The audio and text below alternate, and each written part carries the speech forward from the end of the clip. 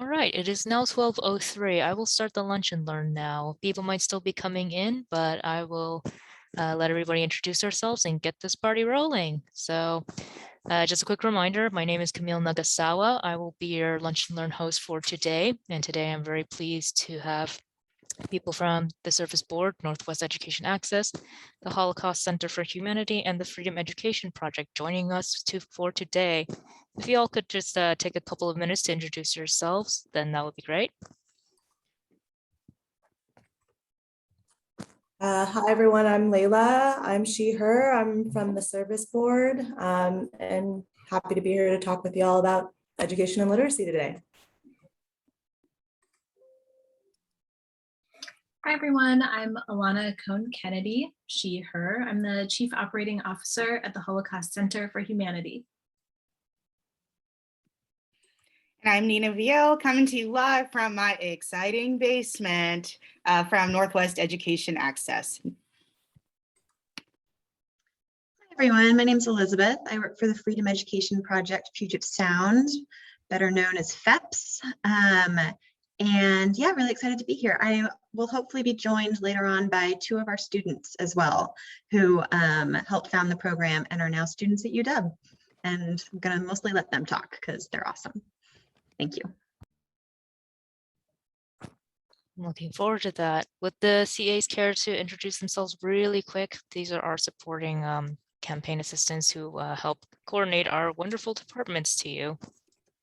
Sure, I'm Dean. I have my camera off because I'm lunching while I'm learning. I've been a CA, this is my 5th year. I'm thrilled to be coming back for this campaign. I've been involved with a combined fund drive for close to 30 years. It's an awesome, awesome program. And I look forward to hearing what everyone has to say. So thank you. Hi, everyone. I'm Annabelle, the woman behind the keyboard, contacting you all. I'm so appreciative you're all here today, and I cannot wait to hear what everyone has to say. Cool. And last, I'm Kate. Glad everyone's here, and let's get started.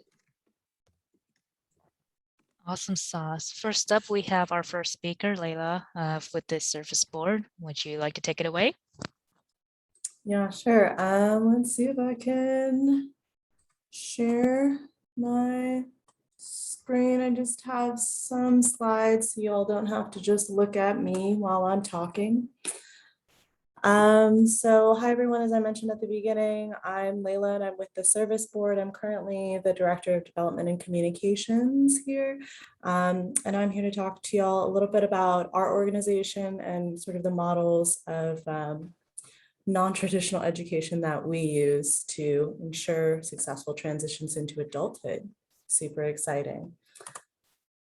So first thing, I know some folks, I recognize some folks here. So some folks will have heard of the Service Board, but a little bit about who we are. We're a youth development organization that's been operating in Seattle and King County for about 26 years. We were founded by a group of activists, entrepreneurs, and outdoor enthusiasts following the murder of a young man in their community. And they really wanted to create safer spaces for youth to come together and discuss everything from social justice topics to different skills that they needed to develop for adulthood, including financial literacy, knowing their civil rights, self-care, nutrition, all the good things. Our actual mission is to build community around the power of youth, and we do this by focusing on 4 foundational aspects of our programming: community, social justice, service, and outdoor adventure. And finally, like the folks that we serve are high school aged youth from BIPOC and low income backgrounds, typically. More than 50% of our students speak another language at home, 88% qualify for free and reduced lunch, and a majority report low community affiliation coming in.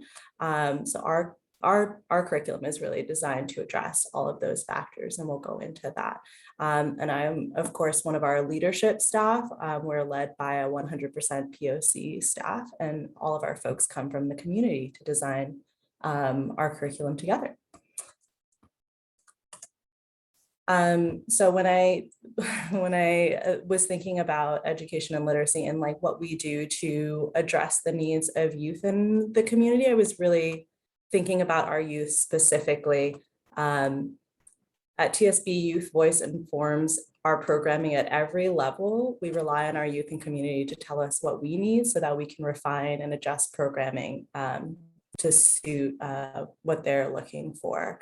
Some of the major things we've run into when looking at what barriers youth face and getting the education, training, and skills that they need is financial assistance, obviously, having a sense of community, feeling not only included, but also an active participant. Our mentorship model is pretty informal, but it really focuses more on that collaborative sense of mentorship. We recognize that youth can have a lot to teach us and have a lot to give back, and that even as we're trying to guide them, they end up guiding us. We have a full 6-month curriculum focused on different aspects of skill building, some of the topics that I just mentioned earlier. And then we also think about continuing access and engagement. So not just providing these tools up front, but continually checking back in with our participants and expanding new and different pathways for them to either attend higher education or develop themselves professionally or break into different industries. We have 3 programs that are running throughout the year. We're about to train and start our core program in January. We have a summer program that goes from July to August. And then finally in the fall, once participants have completed those other 2 programs, they are eligible to become leaders in our organization. So they elect to come back and get full leadership training, facilitation training, and they design and implement our programming for the next year's cohort. All of our programs follow the 4 foundational values that we hold: again, community, social justice, service, and it does say snowboarding, but actually that's only our core program. Our other programs encompass other types of outdoor adventure, everything from surfing to hiking. And you might wonder why, like where that fits into our whole model, like overall, especially when thinking about education and literacy, like what this provides. Well, we've found that while a majority of youth that participate in outdoor sports, especially non-traditional ones, display high levels of accomplishment and also mental health and resilience, a majority of them are white, and most of our youth are coming from populations where they don't have access to these types of resources. So our goal in terms of imagining what education and literacy could be in a holistic way is to provide not only the social and emotional aspect, but the physical and like also level of expertise needed to engage in and enjoy the outdoors safely, because we see that as a route to continuing mental health and advocacy. And finally, like all of this boils right down to our impact, the impact that we have on youth. This is why we're here. This is what's most important to us. There are a bunch of statistics here, but really like most of that isn't as important as the fact that youth tend to want to come back to our community after going through this program. Our pre and post surveys show that like our youth are consistently picking up skills that they weren't able to learn through traditional models of education or in the school system. There are just a lot of gaps that exist at different levels and not a lot of room for culturally responsive curriculum, which we totally understand. And again, this is something that changes over time as youth come into our program and become leaders in our program. But I think that's the most unique thing about the way that we try to provide like resources and education for our youth is that we remain relevant to what our youth are facing every day, because they're literally at the helm. And at the end of the day, maybe they don't become a snowboarder, maybe they don't want to go to college, but really our community is about like showing them that there are multiple paths that they could take and supporting them in all. So, I mean, obviously this is a campaign. We want folks to donate, support, volunteer. Just a few of the ways like that we look for support from the community, like revolve around giving money. Definitely, I know the UWCFD like has an option to donate through I think through the online portal. We also accept donations through our campaigns, and at our events, we invite you to collaborate with us if you have a great idea that you would love to infuse into our programming, or if you would love to bring some of your knowledge. We're always looking for facilitators to support us, volunteers to help mentor our youth, and just folks who are willing to help spread the word. Yeah, so, you know, like that's our organization kind of in a nutshell. I know it's a lot of information, but, you know, thank you for listening to me ramble. This is like my favorite thing in the world, and I love doing this work. So if you have any questions, someone, I believe it's Camille, has my contact information. All right. Thank you so much, Layla, for that. Lots of information, as you said. Gentle reminder to all those participating, we are holding questions at the end of this Lunch and Learn. So in the last 10-15 minutes or so, any burning questions you have can be answered there. Up next, we have our next speaker, Nina, with the Northwest Education Access. Nina, take it away. Right. I have to say, Layla is absolutely one of the most capable people I've ever met in my entire life. She can hike, camp, surf, snowboard, ski. So whenever she's on, I see her, I'm like, I'm gonna do the best I can, but just know I can't do any of those activities at all. So let me go ahead and share my screen. This one.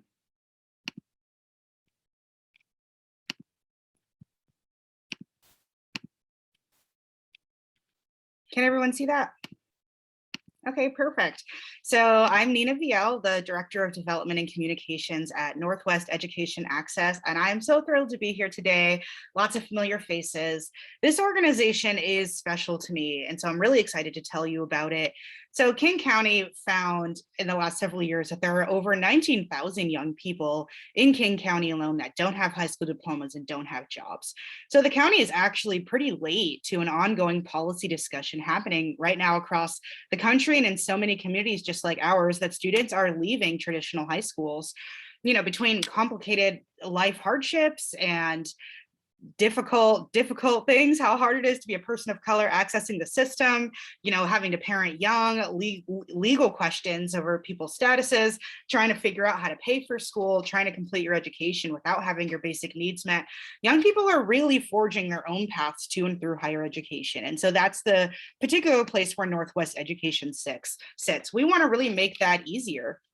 We provide individual support to help young adults build their own path and secure the support that they need to help make their goals happen. So we serve young people that are between the ages of 16 and 29. And that is a wider age range for a college access organization, but that's very intentional on our part. Some of the barriers that students are facing are just so large and so complicated that it can be a lot of starting programs and stopping as they need to make that happen. So we want to make sure that students have the time in the space that they really need to get to where they're going. So who do we actually serve? This is going to look like a lot of things. The cornerstone of our program is that it is tailored, it is personalized to each student's particular circumstance. So the top level note here is that we just really focus on students that are on these non-traditional education pathways who want to go through higher education, even though that's going to look different depending on that student. So we do serve students that are low income. We serve students that are parenting or have experienced young parents, students that are refugees or coming from immigrant families, students that are experiencing homelessness or foster care, you know, students that are at alternative schools. I have a real soft spot for alternative schools. My baby brother went to Interagency Academy, which just did provide some additional infrastructure that he just wasn't getting at like the larger school of Franklin High School. But the trade-off of being at an alternative program is that you're not necessarily getting the same resources that other schools have within Seattle Public Schools, particularly when it comes to guidance counselors. We serve students who have been out of school. I get calls all the time from students who, you know, they haven't been in a traditional high school for many years, and they're like, well, I've been studying for the GED on my own. How do I move that forward? What do I do next? Or students that, you know, are at a community college who are getting their high school diploma that way, or doing some kind of, you know, bundle through their programming, or young people who are in the juvenile justice system and they want a different chance. So every student's situation is so different. And so that's why the cornerstone of our program is our education advocates. Each student is paired with an education advocate that helps them develop a really specific plan that is tailored to that student's needs and goals. There's no judgment, there's no shade, there's no shame at all. Students are completely the boss of their own lives, and our job is to help them get where they want to go, even if that pathway is going to look very different than what's the norm. So we have two programs. One is college prep. So our college prep program is for students who do want some kind of higher education, but they don't qualify yet. They might need a GED or a high school diploma, or they might have an urgent need that needs to be addressed. And so this is actually one of my favorite things about our programming, is that education advocates really center students' holistic needs. So while education is definitely key for us, it does mean that if a student doesn't have housing, or the big barrier for them is that they need childcare to be able to focus on class, or they're at risk going in person due to health, we focus on addressing that first. Higher education really is a marathon and not a sprint, and it is extremely difficult to do without, you know, key things like shelter, food, medicine, transportation. And so education advocates, you know, getting enrolled back in school might not be the first thing on the docket for that particular student, depending on what their needs are. But throughout the intake process and identifying what those other needs are, there are still a ton of academic supports that happen within the college prep program. So career exploration, all of the technical support that you would think in terms of college access, helping that student figure out what's the best way to accomplish their goal. So, you know, a student that is, you know, looking to do welding, they might not want to go to, you know, I guess you could probably get a 4-year degree in welding. I'm not sure why you would, when there are a lot of really lucrative, faster, more cost-effective ways of doing that training. So it might look like an apprenticeship, or it might look like a community college and then a transfer. It might look like a PhD. It really just depends on what that student's goals are. And, you know, for a lot of students, particularly those that are parenting, they might want to, you know, a lot of them opt to do like a 1.5 or 2 year program that they can get some kind of certification, start putting food on the table right away, increase that earning capacity, and then go back later. And again, we just want students to feel completely supported in whatever decision they need to make for their family. We have a lot of volunteers that assist with intensive tutoring and testing, particularly if you've been out of school for a while. It can be, you know, there is like that, bringing that learning curve back again. I can basically only remember the quadratic equation for my high school algebra class. So I would also need that kind of tutoring to get back up to speed. But so college prep supports students up until they enroll in whatever form of college they're doing, at which point they switch over to our college success program. So for college success, this is going to feel the exact same way to the student. They continue working with that same person that they've been working with at our program the whole time. That education advocate still holds that relationship. But to us, our focus does shift, because as you all know, there is a difference between college access and college retention, particularly for folks from low-income communities or folks that are students of color. And so we turn our eye in college success, and this college success program, to persistence, to what has to happen for that student to get the credential that they're coming there for. So one of the bigger things that is different about college success is that students then qualify for financial aid from our organization. So scholarships are not like the number one thing that we do, but we do have about $200,000 per year budget that we use for that. And so students can apply for this flexible emergency funding for help with tuition, for rental assistance. You know, with the year of COVID that we have had students mostly using those emergency funds for like actual basic needs things like catching up with bills, medicine, groceries, transportation to get to and from work. But presumably as we hopefully start to exit a COVID world, we'll start to see a lot more of that go back towards tuition. So intensive tutoring and mentoring still helps, and the College Success Program, just on the organization side, this is where I think it gets really interesting. Students can put in a request for help for any subject. So I fielded or found support for students who are doing fashion design, calculus, computer programming, all kinds of things, depending on what that student's looking for. But it's just really about providing that support until that student graduates. And the whole time, you know, they have that education advocate there who actually serves as an advocate. And this is definitely something, you know, that can help bring a power to the situation that as a younger person, you might know that you have. I definitely did not feel like I had any power when I was 18. And here in our program, you know, an education advocate will accompany the student to the financial aid office and say, we got this paperwork, you know, and we need this particular thing to happen. And here are these extenuating circumstances. Then it can just really change the dynamic in a way that is difficult to do when you're on your own. But of course, we want students to have living wage careers. So I'm going to try to play a little video. Y'all bear with me. This has not ever really worked out that well for me, sharing a video really smoothly. So let me just re-share my screen again. Stop share, and then share. Okay, can you all see that? Okay. Seattle Education Access started as a grassroots organization. We work with folks between the ages of 16 to 29 who are low-income aging Catholic. Before it was Northwest Education Access, I knew it as Seattle Education Access. Not only do you have someone in a company to help you, but you also are building up the courage to do this on your own and step out into the world and really become something. So that's what we do. We provide the same types of support that you might provide for your family or that you might have received from a friend who had been through that process. We're trying to provide that same type of support for every student. Another thing was finances. How was I going to pay for school? Because it's not cheap. They had a scholarship available as well that I applied for every quarter. They were helping me find other scholarships that I could apply for. It's a way of creating and being that network of support for other youths who are like me, get to have it built in. It's a beautiful thing, especially because my journey, it wasn't the typical journey, you know. No one told me that, oh, I could do this in 9 years, even though it's a 4-year degree. CA fills the gaps, and we support students where they otherwise wouldn't find guidance and help and somebody who is there to cheer you on. I'm actually back in school right now. I'm attending North Seattle. I'm obtaining an accounting certification as I am on the road to become a CPA. It's really powerful and it's really impactful for somebody, I think, to be working with Seattle Education Access, and it's a privilege to be a part of so many students there.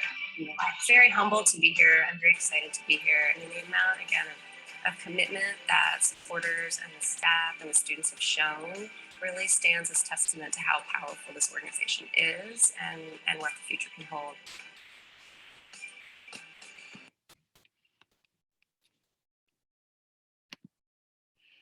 Right, so I just want to thank y'all for inviting me today. I'm looking forward to hearing from the other organizations, and I just want to reiterate what Layla said. Employee givers are such an effective way at boosting the support that nonprofits are able to do. So we're so supportive of all of the help and infrastructure support that we've had from our UW family.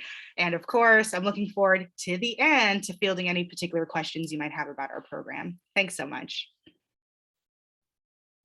Awesome job, Nina. It's always really fun to hear your energy whenever you speak at these lunch and learns.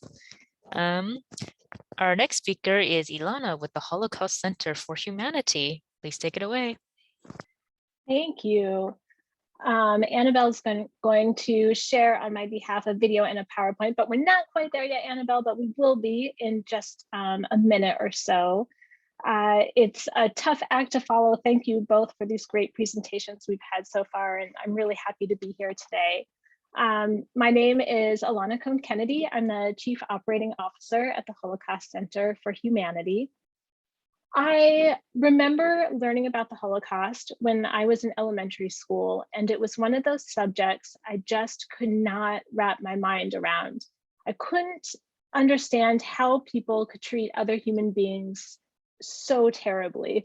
And I was really interested in the stories of the Holocaust and learning about how I could prevent something like this from happening. I love working at the Holocaust Center because of the focus on personal stories and the emphasis on the fact that each person has the power to make a difference. I'm sure many of you have learned about the Holocaust, maybe in school or maybe independently, and I'm interested to know if there was a book or a film or a speaker about the Holocaust that particularly influenced you, or maybe that you found meaningful or memorable. And if so, please put it in the chat. And I invite our other presenters or those of you who are helping with this program, please join in. I'd love to see what stood out to you if there was something.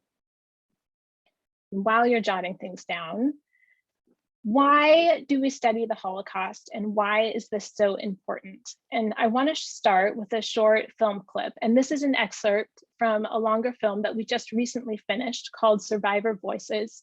And you can find the entire 25-minute film on our website. But right now, we're just going to see a 2-minute clip featuring a few local Holocaust survivors. So thank you, Annabelle, for sharing the film.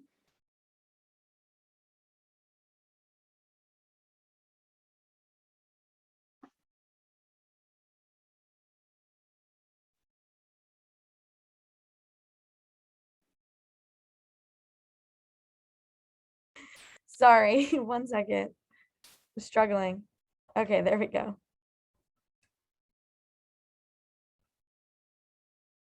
They came to the United States.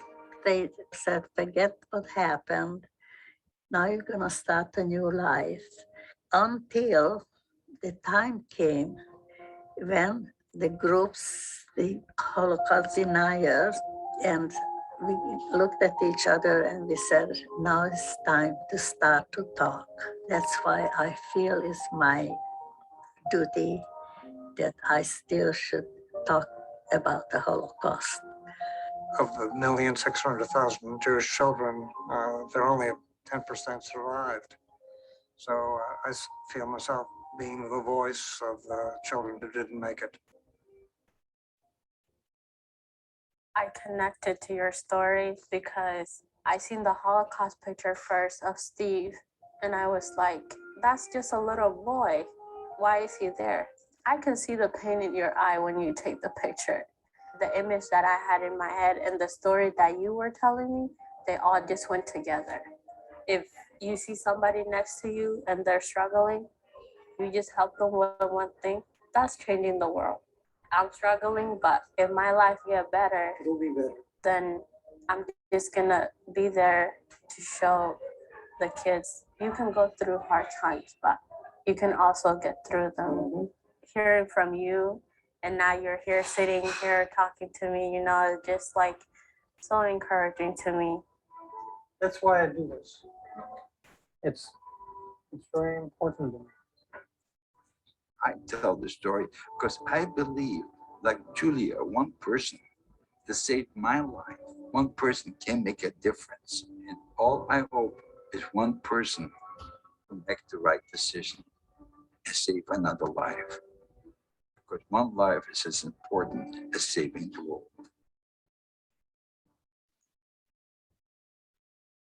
Thank you, Annabelle. In our country and in our community, there is a rise in white supremacy and xenophobia, and we must continue to address hate, intolerance, and discrimination. The Holocaust is so much more than a lesson in history, and using the stories and the history of the Holocaust, we can show the importance of recognizing racist structures, the critical necessity to speak out when we see injustice, and the power in acknowledging that our actions, even the small ones, make a difference. Since 1989, the Holocaust Center has been using the stories of local Holocaust survivors to educate, inspire, and encourage action. The Holocaust Center for Humanity has 32 years experience bringing quality Holocaust education to students, teachers, and community members throughout the Northwest. The subject of the Holocaust lends itself to analyzing and addressing current issues and events. In April 2019, Washington State passed new legislation that strongly encourages Holocaust education in all middle and high schools. More teachers and districts are coming to the Holocaust Center for resources, programming, and professional development than ever before. In 2020, as schools went remote, our Holocaust Center transitioned our programs, exhibit tours, and speaker presentations to virtual platforms and continue to serve students and teachers across the state. Today, we offer many of these programs both virtually and in person, and here are 3 examples. Field trips are offered in person for those students and classes able to come to the Holocaust Center downtown Seattle, or virtually where students will meet with a docent and will walk through a virtual exhibit. Our teaching trunk program, one of our most popular programs, sends a trunk of books and artifacts to a classroom free of charge. Trunks are curated by grade and theme and include replica artifacts for students to explore and analyze. And Annabelle, if you flip to the next slide, you'll see there's the field trips, virtual field trips. Here's an image of one of the Holocaust teaching trunks. Our Speakers Bureau is one of our most impactful programs. Our Speakers Bureau consists of survivors and descendants of survivors, and they continue to share their personal stories with students and community groups virtually this past year and a half, reaching more than 6,000 people over the last year. This year, our speakers are back to speaking both in person and virtually. Devin, a high school senior who serves on our student leadership board, wrote, "Educating young people like me is our best chance to bring about change, to end hate and intolerance.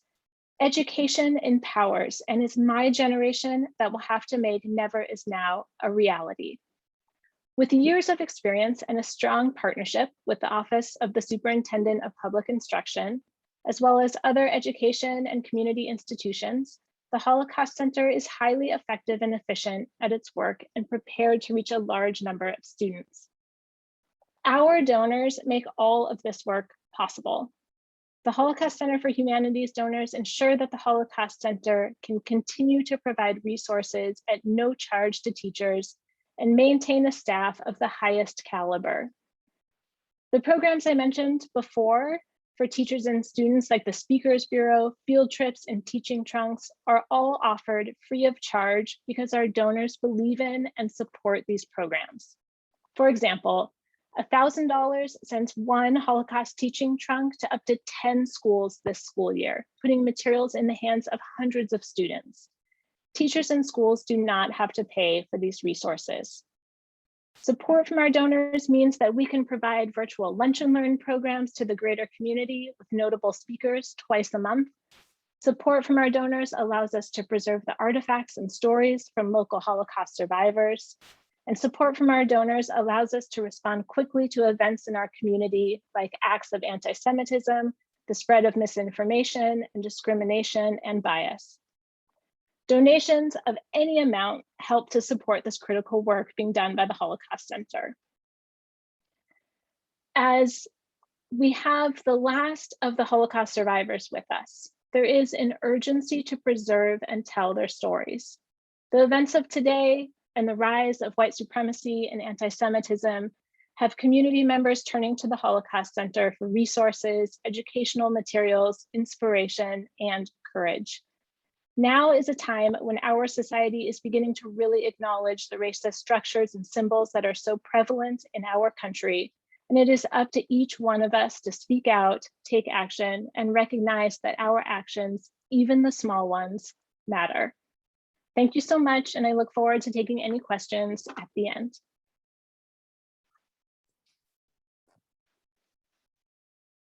Thank you, Ilana.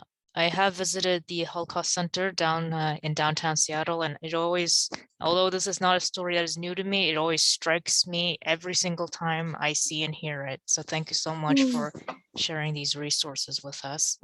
Thank you. I'm glad you were able to visit. I'm glad to have the opportunity to visit. Our final speaker is Elizabeth with the Freedom Education Project. Please take it away. Thank you. Hi, everybody. And thanks to everyone who has presented. This was all just so educational and you're all doing really incredible work. I'm very honored that our organization is on a panel with you all. So if you could start, oh, perfect. There we go. I have a very quick PowerPoint that I'm going to try and just give you the lowdown of who we are, what we do. And then I see our student Felicia is on the call and she can tell you a little bit more about her journey. So we are the Freedom Education Project Puget Sound, better known as FEPS, and we are a rigorous college program for incarcerated people in Washington State. We operate out of the Washington Correction Center for Women, which some of you might know better as PERDI, which is the largest prison for women in the state. Something I really like to make sure we hit home is that this program was founded in 2011 by the students.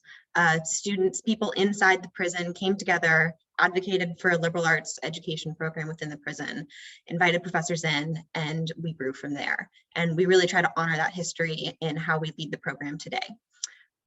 We currently offer 2 degrees, an Associate of Arts degree, which is accredited by Tacoma Community College. And this degree satisfies the first 2 years of educational requirements at any 4-year college in the state. And excitingly, this last year, we began our first cohort of a bachelor's degree program in liberal studies accredited through the University of Puget Sound, which we believe is the only in-person BA program in a women's prison in the country. And to date, we have had 50 plus graduates finish their AA with us, and we expect several more this December. A little bit more information, we recruit professors from all over the region. We have people come and teach with us from pretty much any college in the Pacific Northwest you can think of. And we've had 135 different instructors teach with us over the last 10 years. In that time, over 300 students have passed a college level course. And we really try to offer a wide variety of interesting subjects. And so you can see a quick list there of some that I personally was really excited when we were able to offer.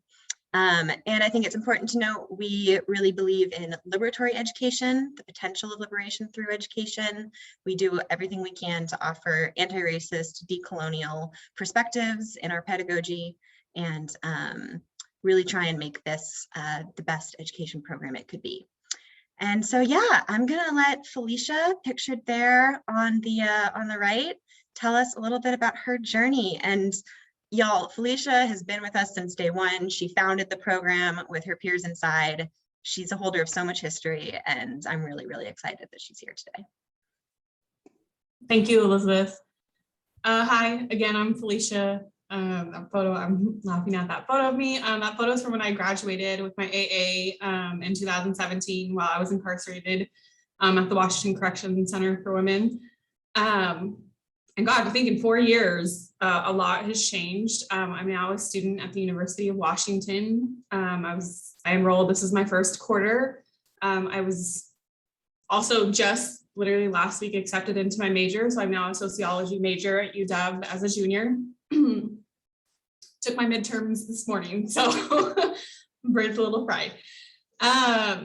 But so I guess what I just really want to kind of talk about is my educational journey and kind of what FEPS has done. So FEPS, like Elizabeth talked about, is a profit or organization that was started by myself and other women that are incarcerated, some that are still incarcerated, who wanted to have a higher level of education. A lot of the education that's offered, it tends to be vocational with inside prisons. Up until a few years ago, there was actually no money that could be given by the state for post-secondary education to prisoners. We started, some of us just started learning. We were TAs for GED classes. I specifically remember I TA'd for a GED instructor for 2 years. And she just kept telling me over and over, she's like, you're too smart, you gotta go to college. Like, you need to go to college, you need to go to college.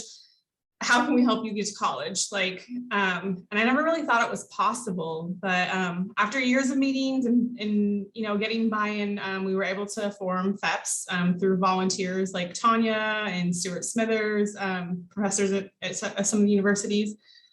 And ultimately, we're able to get accreditation through Tacoma Community College. And basically what that's allowed me to do is, like, if you really think about it, it seems small, but I think when I hear from other people, it seems so much bigger. Like we created a nonprofit organization inside a prison. Like we advocated for ourselves for higher education because we wanted to learn. We learned, and then we wanted more. And so we pushed for more, and they now have the BA program. And those of us who, I didn't get to participate in the BA program, which, you know, is sad, but I'm very fortunate because it means I'm no longer there. You know, it's really kind of our dream come true. Like we've seen it all like through the entire process come to fruition, and to see where we're at now. Both Alyssa and I are, you know, on campus at UW. I'm there every single day. And it's a unique experience, I think, because we come from very non-traditional backgrounds. I came from a place where I never thought I would go to college. College was never talked about. And I learned that college is definitely a place for me. So these are some of the things that the program like FEPS does. And Alyssa, I know Alyssa and I both, like it's very near and dear to our hearts. Like even though we've left and we aren't students there, because of this program, we've become students at, you know, upstanding universities, and also just become advocates for higher education in prison because we've seen the transformative work that it does. You know, we'll be going to a national conference to talk about those different things next week. And, you know, it as cliche as it may be, I guess it changed our lives. And that's kind of, I guess, what I have to say about it. Thank you. Yeah, and then I just threw together a couple of photos on the next slide to sort of give folks a little bit of a lens into the work we do. You see our graduation ceremonies there, one of our classrooms. I think that was a math class. That was Math 107. I was in that class. Yep, you were probably in that picture somewhere. You see in the I think bottom that's there, actually me. You still Go have ahead. this slide in my ear. Anyways. You see in the bottom there, those are professors and volunteers from our marine biology class. We have an officer up front holding a narwhal tusk that we somehow convinced the prison to let us bring inside. Yeah, it's really good. It's really good work, and I hope that this gives you all a little bit of a view into it. And thank you so much, Felicia, for joining me today, and for everyone who is here supporting this work. And you can go to our website, any way you can give, volunteer. We have a lot of ways to get involved. And yeah, thank you for being here, hearing us.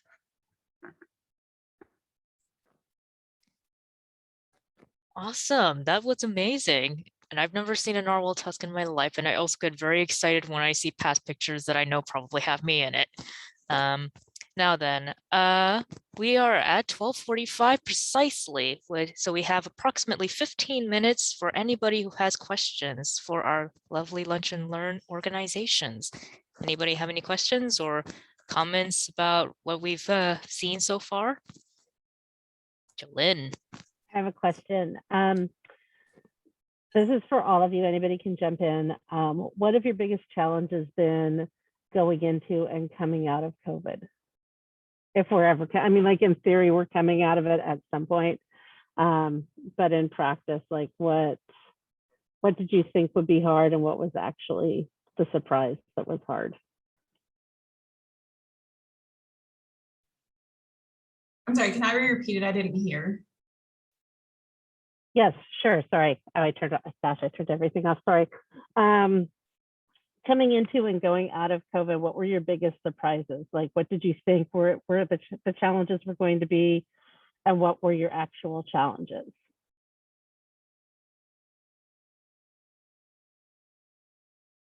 Anyone, don't make me call on you because I totally will.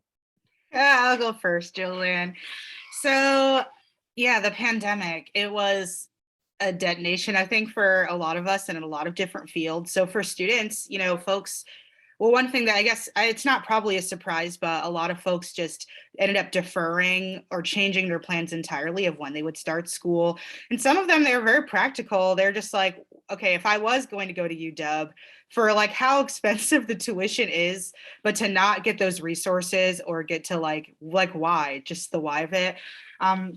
but it impacted students really negatively in a lot of ways. I think a lot of the articles did focus a lot on like older populations, which makes a lot of sense due to like the increased vulnerability to COVID. But young people do not have a lot of money, and the jobs that our students are working in do tend to be much more transient or like gig related, you know. So overnight, lots of families were unemployed, you know, so people couldn't pay tuition. Another big thing that really quickly emerged is that for students that did want to continue, you know, education, it became super necessary to have the infrastructure in your home to attend class. And a lot of students just didn't have Wi-Fi or have computers or have childcare. And so, you know, we ended up actually spending a lot of time like doing laptop drives and like raising money just to get those supports in there. It was never, you know, convenient to not have a laptop and go to college, but if you don't have one, before it was a little more feasible, right? You could go on campus, or you could go to a library, or you had these other options that were not ideal but possible, and it just became impossible. And on top of that, you know, all of the financial needs that students have just really ballooned. You know, like students, you know, over half of our student population was already experiencing homelessness prior to the pandemic. And it will not surprise you at all that the pandemic did not help that situation one bit. You know, nobody came out of it with more secure housing. So since our population was already really at risk and like dealing with homelessness and like lack of housing, you know, really just put us into like a crisis point for the students that we were working with. So those are some of the ways it's impacted our population. Thanks, Nina. I did have a question that was buried in the chat for Nina. Do you ever work with students with learning/developmental disabilities? How does that play out with the needs you all address/advocacy? All right, I'm gonna try to be time intensive, cost effective with my time and how I answer this so I don't take up all the space here.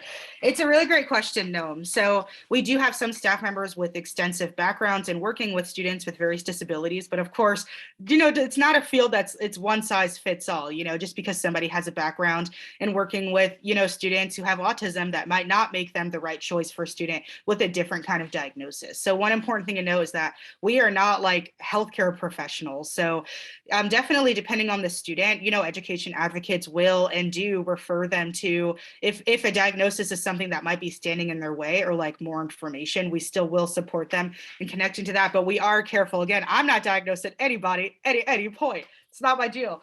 But it does impact the advocacy part a lot. A part of what advocates will work on with students is making sure that students, regardless of where and how they are learning, they are getting and they are receiving the accommodations that is required per what their disability is.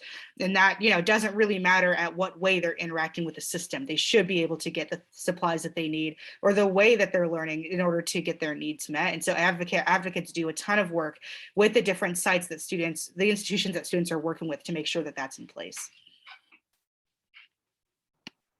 Thank you, Nina. And then I'm also curious, Elizabeth, is there ever opportunities for the folks who you all are working with to get that extra support as they're studying? Do you mean in terms of learning differences? Yes, exactly.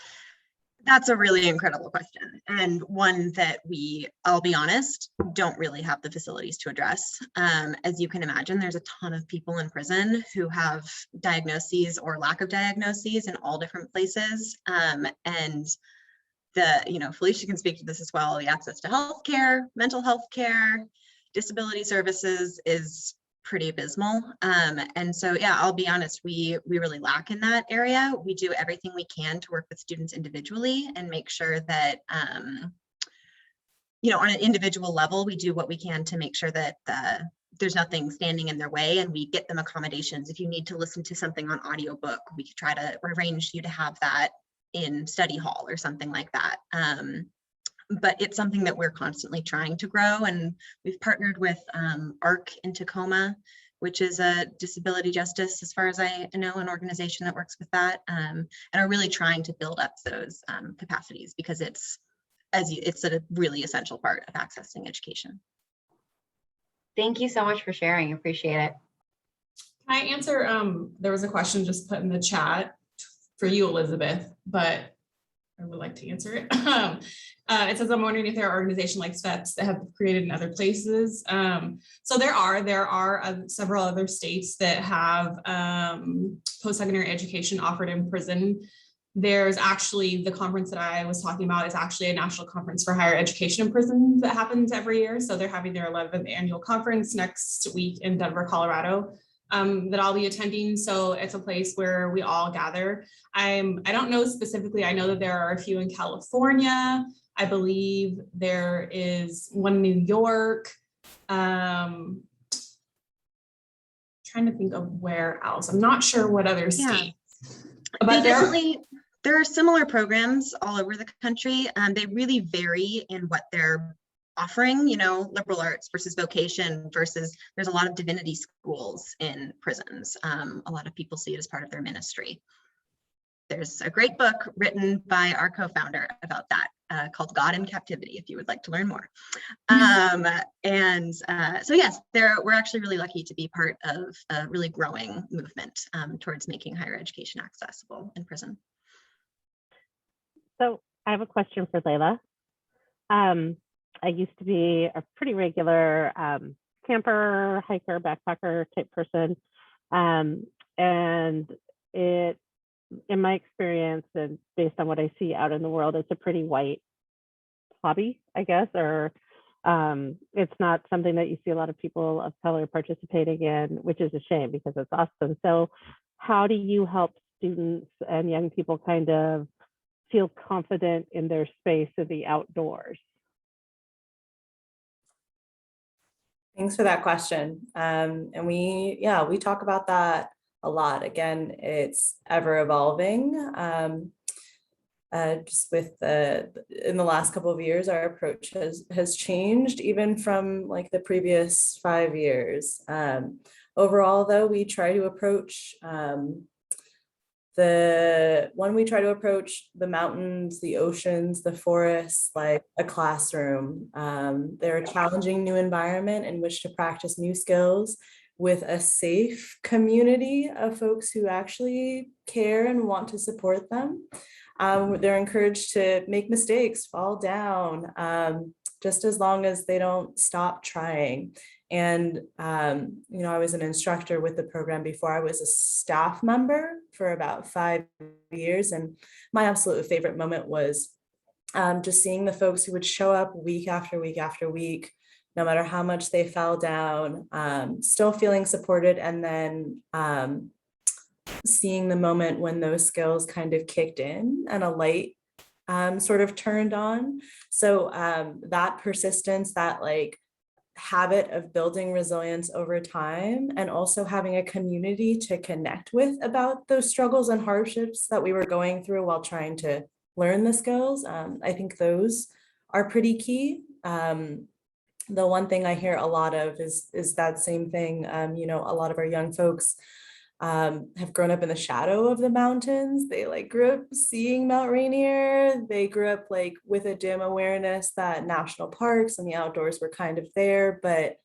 not there for them because it required too much. It required transportation, nutrition, gear, like knowledge. It's really like the barriers are like pretty intense. And on top of that, when you see people participating in these things, even when you look at national park ad campaigns, like you never see a person of color, a person who's differently abled, like it's only recently that started to change. So really trying to rely on building that community in the outdoors and making room for folks to just make mistakes and have a good time. I have to say, I love the idea of what you said about building a habit of resilience. I think that that's a habit I want to build.